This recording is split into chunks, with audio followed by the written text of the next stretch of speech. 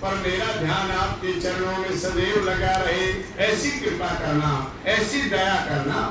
हनुमान चालीसा में भी आता है ना, एक दोहा एक चौपाई, जय जय जय हनुमान गोसाई, कृपा करो गुरुदेव की नाई।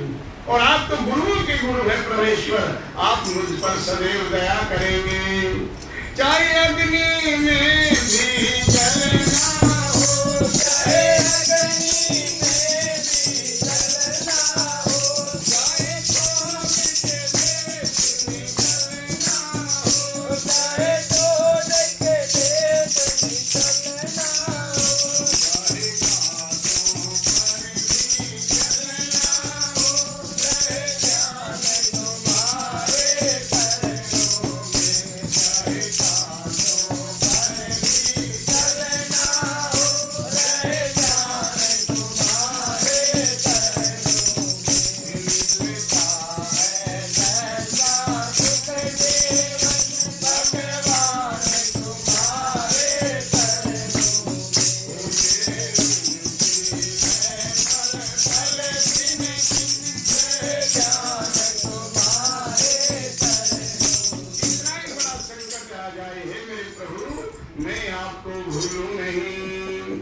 संकट के समय कोई माँ को याद करता है, कोई पिता को याद करता है, कोई भाई को याद करता है, कोई रिश्तेदारों को याद करता है।